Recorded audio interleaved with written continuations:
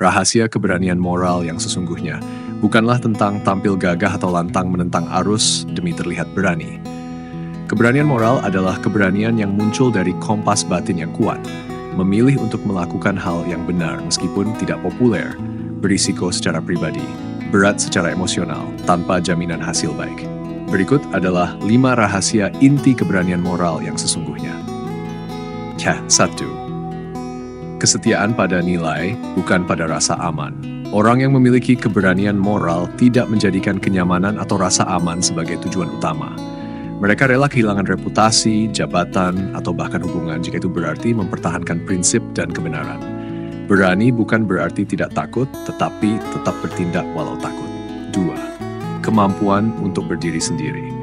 Keberanian moral sejati sering kali berarti sendirian dalam pendirian. Ketika mayoritas diam atau mengikuti arus salah, orang yang berani secara moral memilih untuk menjadi suara yang berbeda. Kejernihan hati nurani. Keberanian moral muncul dari hati nurani yang terasah, kemampuan membedakan benar dan salah dengan jernih, bahkan ketika dunia mencampur adukan keduanya. Nurani ini dibentuk oleh refleksi, pengalaman, dan integritas yang diasah, mengutamakan kebenaran daripada kepentingan. Keberanian moral menolak kompromi yang merusak integritas. Ia tidak bisa dibeli oleh keuntungan pribadi, jabatan, atau pujian. Orang yang memiliki keberanian moral memilih kebenaran walau harus kehilangan keuntungan. 5. Tindakan kecil, konsisten, dan tegas. Keberanian moral tidak selalu spektakuler. Ia sering tampak dalam bentuk tindakan kecil tapi konsisten. Mengatakan tidak saat semua berkata ya, melindungi yang lemah, membela kebenaran di ruang-ruang sepi, atau menegur ketidakadilan meski tak ada yang berterima kasih. Kesimpulan, keberanian moral adalah kekuatan dalam sunyi, kesetiaan pada suara hati, dan keteguhan untuk menjadi manusia utuh di tengah godaan untuk menyerah. Kita masuk lebih dalam ke cara membangun kesetiaan pada nilai, bukan rasa aman. Ini adalah akar dari keberanian moral. Berikut adalah 5 cara konkret untuk melatih kesetiaan pada nilai. 1. Kenali dan definisikan nilai pribadimu. Kamu tidak bisa setia pada nilai yang tidak kamu kenali. Langkah praktis. Ambil waktu tenang. Tuliskan 3-5 nilai hidup utama, contoh kejujuran, keadilan, kasih, tanggung jawab, kebebasan. Refleksikan, dalam 1 tahun terakhir adakah keputusanmu yang mencederai nilai itu? Tujuannya, nilai bukan hanya slogan, tapi pegangan saat keputusan berat datang. 2. Latih keteguhan dalam situasi kecil. Kesetiaan dimulai dari pilihan-pilihan kecil. Contoh, mengaku saat salah walau bisa mengelak. Menolak ikut menyebar gosip. Memilih jujur walau merugikan secara materi. Konsistensi kecil melatih otot moral. Sama seperti kekuatan fisik dibangun dengan latihan ringan namun teratur. 3. Sadari harga dari rasa aman palsu. Rasa aman yang bertentangan dengan nilai hanyalah jebakan nyaman. Refleksi pribadi. Apa yang sering kamu pertahankan demi rasa aman? Citra? Gaji? Persetujuan orang lain? Tanyakan, apakah saya mengorbankan nilai saya demi rasa aman ini? Kesadaran ini membuatmu tidak mudah kompromi ketika nilai diuji. Kelilingi diri dengan komunitas yang sejalan nilai. Nilai lebih mudah dijaga saat kita tidak sendirian. Praktik cari atau bentuk lingkaran diskusi yang mendorong integritas, jauhi lingkungan yang membenarkan kompromi. Komunitas yang sehat memperkuat keberanian moral dan membuatmu tidak merasa gila saat berbeda. Berani hadapi ketidaknyamanan. Pertumbuhan datang dari ketidaknyamanan, begitu juga integritas. Latihan mental, renungkan, apa yang paling saya takuti jika saya hidup sesuai nilai saya sepenuhnya? Bayangkan kamu tetap memilih benar dan bertahan melalui akibatnya. Ini menyiapkan mentalmu menghadapi tekanan nyata tanpa lari ke zona nyaman. Penutup, kesetiaan pada nilai bukanlah idealisme kosong. Ia adalah disiplin batin yang diasah melalui refleksi, latihan, dan keberanian mengambil sikap meski mengguncang rasa aman. Kejernihan hati nurani adalah fondasi dari keberanian moral. Tanpa nurani yang jernih, kita bisa dengan mudah membenarkan apapun demi kenyamanan atau kepentingan. Berikut cara melatih kejernihan hati nurani, langkah demi langkah. 1. Latihan keheningan dan refleksi diri.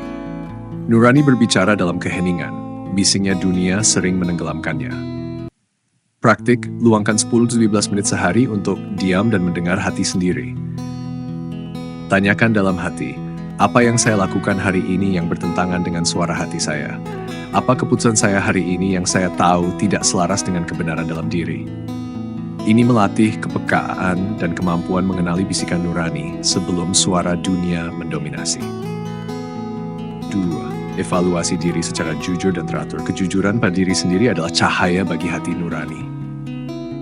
Praktik tiap malam atau akhir pekan tulis 3 hal. 1 tindakan yang kamu banggakan secara moral, 1 keputusan yang kamu sesali, apa yang bisa kamu perbaiki minggu depan. Mereview moralitas secara rutin memperjelas garis batas benar salah dalam pikiran dan hati. Perdalam pengetahuan tentang etika dan nilai. Nurani yang jernih lahir dari pemahaman, bukan hanya perasaan. Praktik, pelajari tokoh-tokoh bermoral tinggi, misalnya Gandhi, Mandela, Ibu Teresa. Baca buku atau konten yang mengasah pemahaman etika, misalnya The Road to Character oleh David Brooks, atau refleksi filsafat moral sederhana. Pengetahuan memperluas perspektif dan memperhalus intuisi moral kita. Minta umpan balik jujur dari orang yang bermoral. Kadang kita butuh cermin dari luar untuk melihat kekaburan dalam diri. Praktik, tanya orang yang kamu hormati secara moral. Menurut kamu, apa keputusan saya yang paling kamu pertanyakan? Pernahkah kamu merasa saya bertindak tidak selaras dengan nilai yang saya ucapkan? Mendengar tanpa defensif adalah kejernihan hati nurani. Hadapi rasa bersalah, Rasa bersalah adalah sinyal nurani, bukan musuh. Tapi harus diolah, bukan diabaikan. Praktik, jika merasa bersalah, jangan langsung alihkan perhatian, nonton, scroll, makan. Hadapi dan tanyakan, apa yang membuat saya tidak damai? Ubah rasa bersalah menjadi langkah perbaikan, bukan penyesalan tak berguna. Mengolah rasa bersalah dengan sehat memperkuat integritas batin. Penutup, kejernihan hati nurani bukan bawaan lahir, tapi hasil dari latihan sadar dan jujur. Ia tumbuh saat kita berdiam diri, meninjau keputusan, belajar terus, mendengar cermin dari orang lain, dan berani menghadapi rasa bersalah. Kalau kamu mau, latihan keheningan dan refleksi diri adalah cara paling sederhana tapi sangat mendalam untuk menjernihkan hati nurani dan memperkuat keberanian moral. Namun, banyak orang merasa bingung harus mulai dari mana. Berikut cara melakukan latihan keheningan dan refleksi diri, langkah demi langkah. 1. Tentukan waktu khusus dan konsisten. Keheningan butuh ruang dan waktu tetap agar menjadi kebiasaan. Waktu, pagi hari sebelum aktivitas 10 menit, malam sebelum tidur, refleksi harian. Tips, gunakan timer. Jangan andalkan nanti kalau sempat. Mulai dengan 5 menit saja lalu bertambah seiring waktu. 2. Cari tempat hening dan nyaman. Suasana luar mempengaruhi suasana batin. Syarat tempat, tenang. Jauh dari gangguan HP, TV orang lain. Duduk nyaman, di lantai, kursi, atau bersila. Matikan notifikasi. Kalau perlu, pakai musik instrumental lembut atau suara alam. 3. Diam, hadir. Keheningan bukan tentang kosong, tapi tentang hadir sepenuhnya. Langkah, pejamkanlah. Fokus pada napas. Rasakan tarikan dan hembusan napas perlahan. Bila pikiran melayang, kembalikan ke napas. Itu wajar.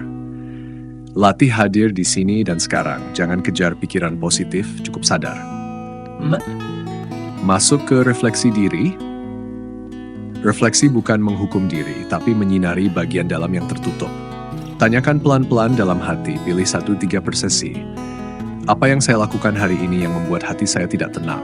Adakah keputusan saya hari ini yang menyalahi nilai saya? Siapa yang saya abaikan, sakiti, atau bantu dengan tulus hari ini? Apa yang ingin saya perbaiki besok? Biarkan jawaban muncul pelan. Jangan buru-buru. Diam sejenak setelah setiap pertanyaan. 5. Tulis intuisi atau penemuan yang ditulis mengendap. Yang hanya dipikir mudah hilang. Saran, siapkan jurnal khusus. Tulis dengan jujur, tidak untuk dibaca orang lain. Tidak perlu panjang, cukup 1 paragraf atau 1 kalimat per hari. Contoh catatan, rasa bersalah saya hari ini muncul karena saya tidak jujur dalam percakapan tadi. Saya sadar ini harus diperbaiki. Kunci, lakukan rutin, jangan kejar sempurna. Refleksi yang konsisten lebih kuat daripada refleksi yang sempurna. Latihan ini seperti menyeka cermin setiap hari. Sedikit demi sedikit, bayangan hati menjadi lebih jernih. Memperdalam pengetahuan tentang etika dan nilai adalah cara untuk menguatkan fondasi hati nurani, sehingga kamu bisa membedakan mana yang benar secara moral, bukan hanya mana yang legal, umum, atau nyaman. Berikut cara-cara konkret memperdalam pemahaman tentang etika dan nilai, langkah demi langkah. Mulai dari bacaan dasar, ringan tapi dalam. Pemahaman etika bukan hanya milik akademisi, tapi untuk siapa saja yang ingin hidup benar. Rekomendasi buku atau bacaan awal, The 7 Habits of Highly Effective People, Stephen Covey, Etika Berbasis Karakter, The Road to Character, David Brooks, Kisah Tokoh-Tokoh Bermoral Tinggi, Man's Search for Meaning, Viktor Frankl, Makna, Nilai, dan Keteguhan Moral dalam Penderitaan. Etika Sederhana dari Filsafat Stoik, Marcus Aurelius. Tips, mulai dari 5 halaman per hari, highlight bagian yang menyentuh nilai kamu. 2. Dengarkan podcast YouTube tentang etika dan moralan, belajar bisa sambil jalan, kerja, atau bersih-bersih. Rekomendasi, Bahasa Inggris and the Daily Soy Stoic, Filosofi Hidup dan Keteguhan Moral, School of Life, video pendek soal nilai, karakter, dan kehidupan, Filsafat untuk Hari, podcast lokal tentang makna dan nilai. Tips, pilih topik yang dekat dengan situasi hidupmu saat ini agar terasa relevan. Refleksikan nilai dari tokoh yang kamu kagumi. Nilai lebih mudah dipahami lewat contoh hidup, bukan teori kaku. Praktik, pilih 1-2 tokoh yang kamu kagumi secara moral. Gandhi, Mandela, Ibu Teresa, Gus Dur, Delelele. Teliti, apa nilai utama mereka? Keputusan apa yang mereka ambil yang menurutmu berani dan bermoral? Apa yang bisa kamu tiru dalam hidupmu? Tuliskan 1 kalimat yang kamu jadikan prinsip dari mereka. Buat peta nilai pribadi, belajar etika bukan hanya memahami luar, tapi menyusun dalam diri. Praktik, tulis 5 nilai paling penting buatmu. Di sampingnya, jawab, kenapa ini penting buat saya? Kapan terakhir kali saya melanggar nilai ini? Apa tantangan saya dalam menjaganya?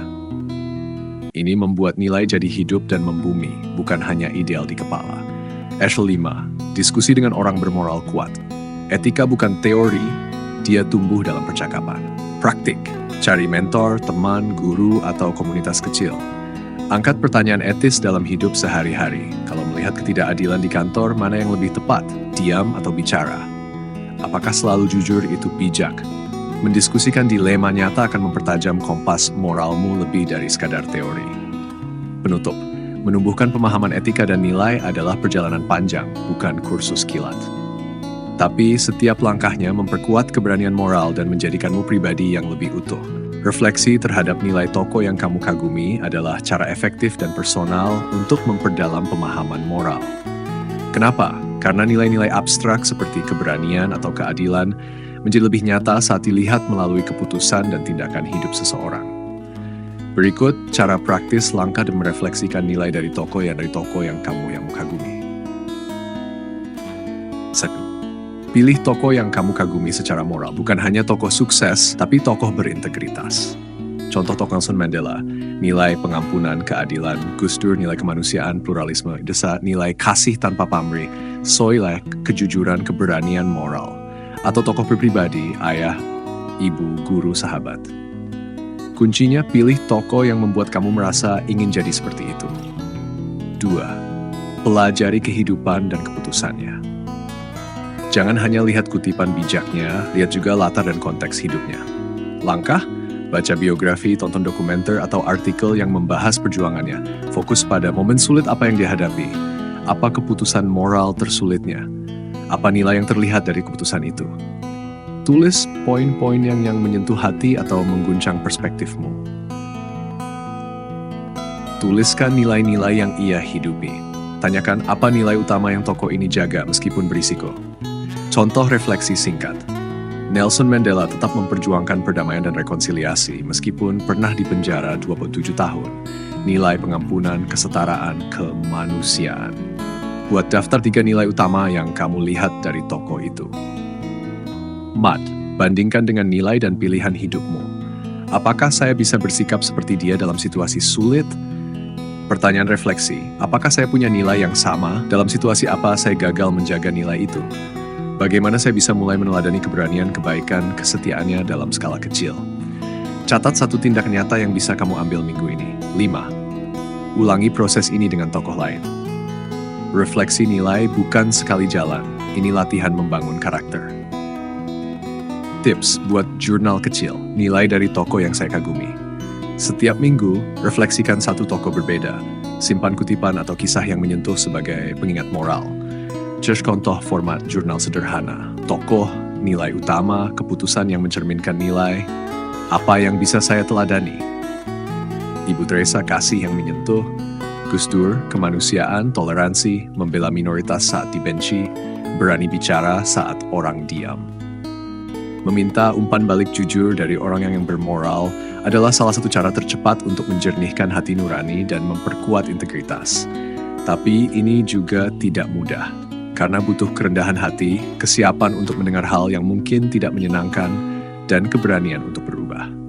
Berikut adalah cara langkah demi langkah untuk melakukannya secara aman, bermakna, dan efektif. 1. Pilih orang yang tepat. Jangan minta cermin dari kaca yang retak. Kriteria orang yang ideal, kamu menghormati integritas dan kebijaksanaannya. Ia jujur tapi tidak menghakimi. Ia pernah melihatmu dalam situasi nyata, kerja, konflik, tekanan, delay. Contoh, mentor, guru spiritual, sahabat tulus, pasangan, orang tua, atasan yang kamu hormati. 2. Sampai niat dengan tulus dan spesifik. Jangan minta pujian, minta kejujuran. Contoh ucapan, aku sedang ingin memperbaiki karakterku, bukan hanya kinerjaku. Aku butuh seorang yang bisa jujur kasih aku pandangan. Menurut kamu, nilai atau sikap apa yang paling sering aku langgar tanpa sadar? Kata kunci, rendahkan hati, bukan merendahkan diri. 3. Beri ruang untuk jawaban tanpa membela diri. Kalau kamu tidak siap mendengar kejujuran, jangan minta kejujuran. Tips, jangan memotong atau membela diri saat dia bicara. Dengarkan sepenuh hati, bukan sekadar menunggu giliran bicara.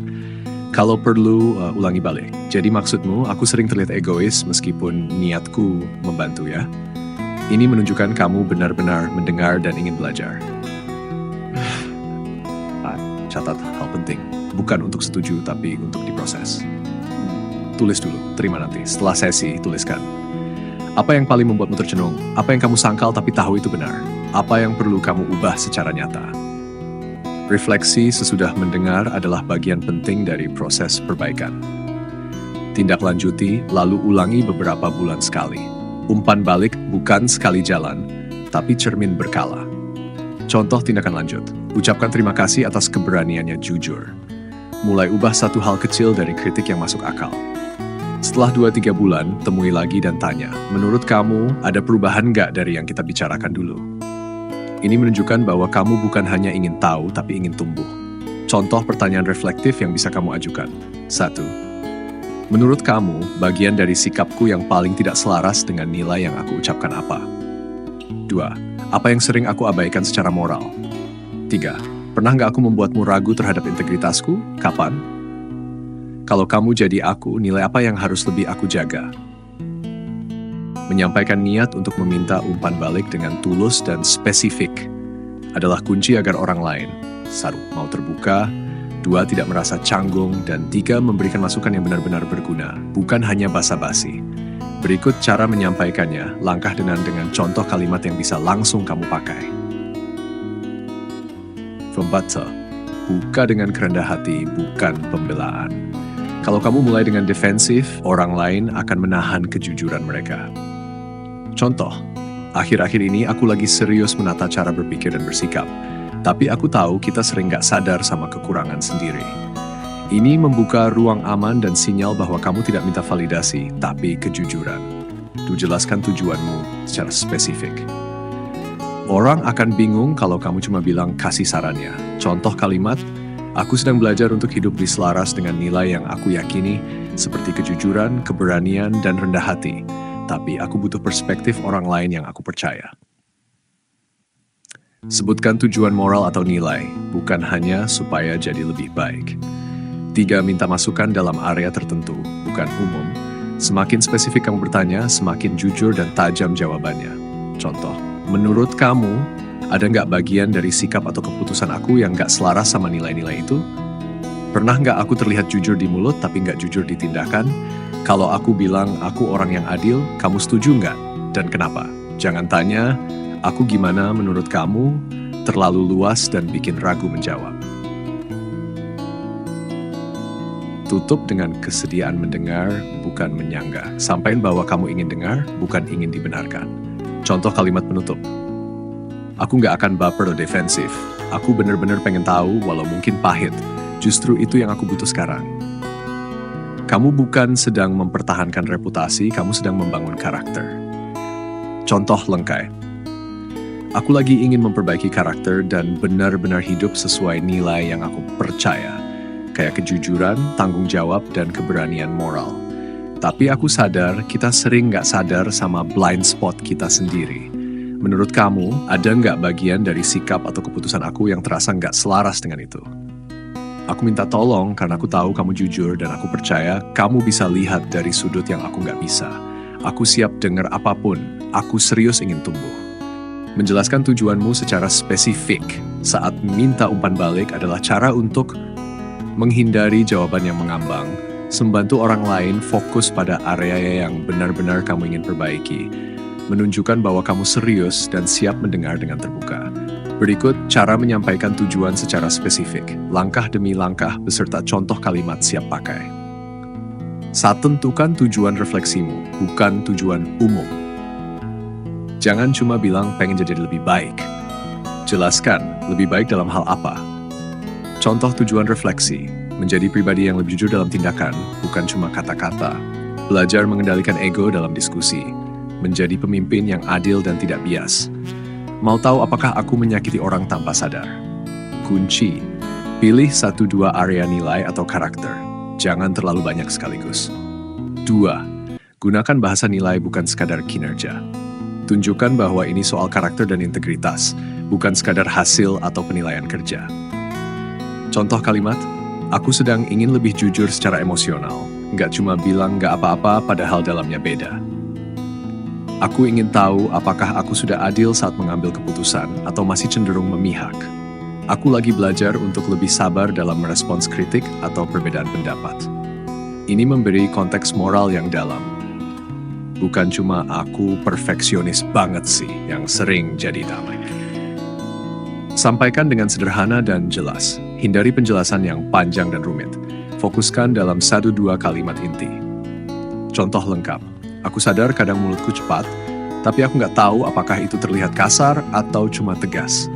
Aku ingin tahu apakah menurut kamu sikapku selama ini mencerminkan rasa hormat atau justru terkesan menyerang. Aku sedang refleksi tentang nilai keberanian moral. Aku merasa kadang aku diam saat harusnya bicara. Menurut kamu, aku tipe yang menghindar dari konflik atau cukup berani menyuarakan kebenaran?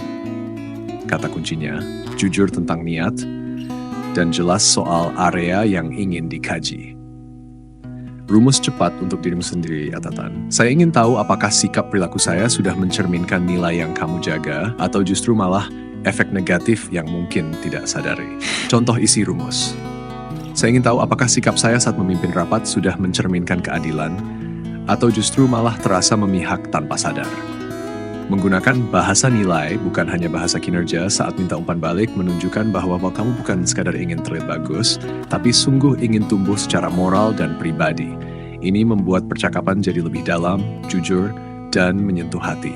Berikut cara membedakan dan menggunakan bahasa nilai, lengkap dengan contoh siap pakai. 1. Pahami perbedaannya. Gimana presentasiku kemarin? Apakah aku terlihat jujur dan tulus, aku udah cukup tegas nggak?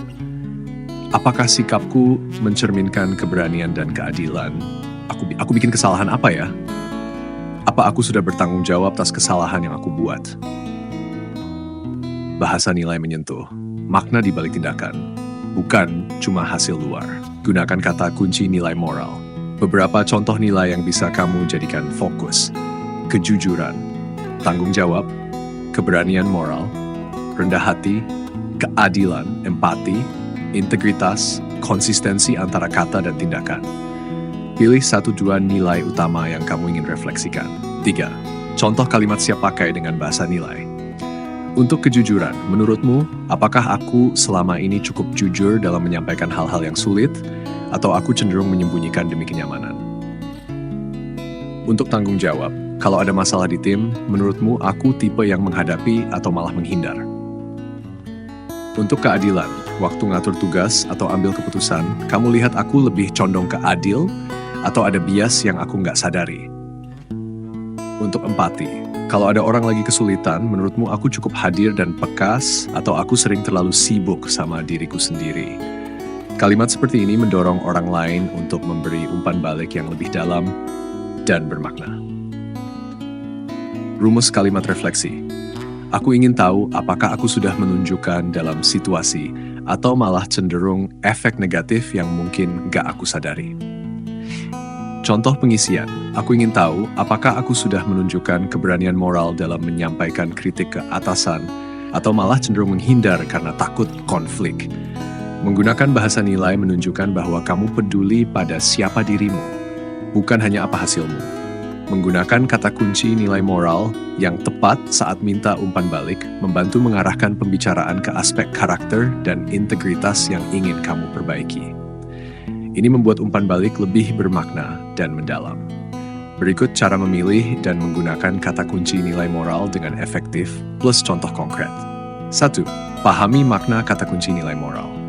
Nilai moral adalah prinsip dasar yang membimbing sikap dan tindakan kita agar tetap benar dan bermartabat, seperti kejujuran berkata dan bertindak dengan benar tanpa menipu. Tanggung jawab mengambil kepemilikan atas tindakan dan konsekuensinya. Keberanian moral, berani berdiri untuk apa yang benar walau sulit. Rendah hati, mampu mengakui kekurangan dan belajar dari orang lain. Keadilan, memperlakukan semua orang dengan adil dan setara. Empati, memahami dan merasakan apa yang orang lain alami. Integritas, konsistensi antara kata dan tindakan. 2. Pilih 1-2 nilai yang ingin kamu refleksikan. Misalnya kamu merasa ingin belajar lebih jujur dan berani mengungkapkan pendapat, maka fokuskan pada kejujuran, keberanian, moral. 3. Gunakan nilai ini dalam kalimat yang spesifik. Alih-alih tanya, apa aku sudah cukup baik? Tanya, menurut kamu, apakah aku sudah menunjukkan kejujuran dalam mengungkapkan pendapat, atau aku cenderung menahan karena takut?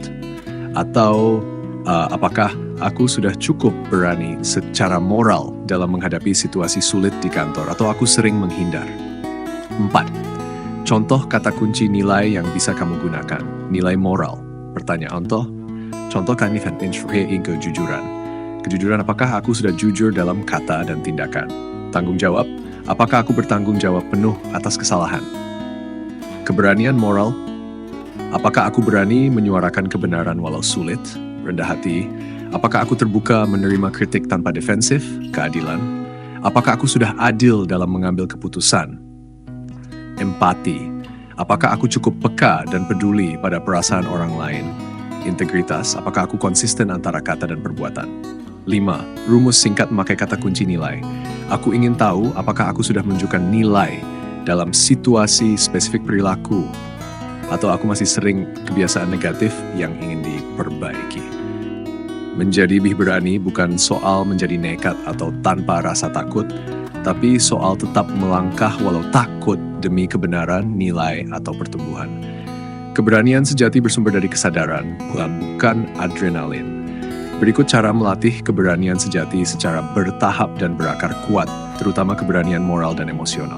1. Tentukan apa yang kamu takuti secara spesifik. Tak bisa berani kalau kamu tak tahu apa yang kamu lawan. Tanyakan ke dirimu, kamu takut ditolak atau takut dianggap salah, takut konflik atau takut kehilangan rasa aman, takut gagal atau takut malu. Keberanian dimulai dari mengenali rasa takut, bukan menyangka. Identifikasi nilai yang layak kamu pertahankan. Keberanian yang tidak punya alasan adalah kebodohan. Contoh nilai yang patut diperjuangkan. Kejujuran meski kamu ditolak. Keadilan meski kamu dianggap pengganggu. Integritas meski itu merugikanmu di jangka pendek. Ketika nilai kamu lebih besar dari rasa takutmu, kamu akan bertindak dengan berani bukan karena kamu tidak takut, tapi karena kamu tahu itu benar. 3. Latih keberanian dalam skala kecil tapi konsisten. Berani tidak dilahirkan, tapi dilatih. Satu keputusan kecil tiap hari. Latihan harian, ungkapkan pendapatmu di forum kecil. Bilang tidak saat kamu ingin menolak, walau nggak enak. Akui kesalahan tanpa pembenaran. Tanyakan hal penting yang kamu takut dengar jawabannya. Setiap keberanian kecil adalah otot yang kamu kuatkan. 4. Kelilingi diri dengan orang yang berani secara etis. Keberanian itu menular, begitu juga kepengecutan. Belajar dari orang yang kamu kagumi karena keberanian moralnya. Tanyakan apa yang membuatmu tetap bersuara walau ditentang. Buka obrolan jujur tentang ketakutanmu, bukan untuk dikasihani, tapi untuk dipahami. Lingkunganmu akan menentukan keberanianmu, memperkuat atau memadamkan. Tulis dan renungkan momen di mana kamu tidak berani dan apa pelajarannya. Jangan takut melihat ketakutanmu, disitulah pelajaran terbesar. Contoh pertanyaan refleksi. Kapan terakhir kali aku diam padahal tahu seharusnya aku bicara? Kenapa aku tidak berani waktu itu? Apa yang aku lindungi? Ego, reputasiku, rasa aman.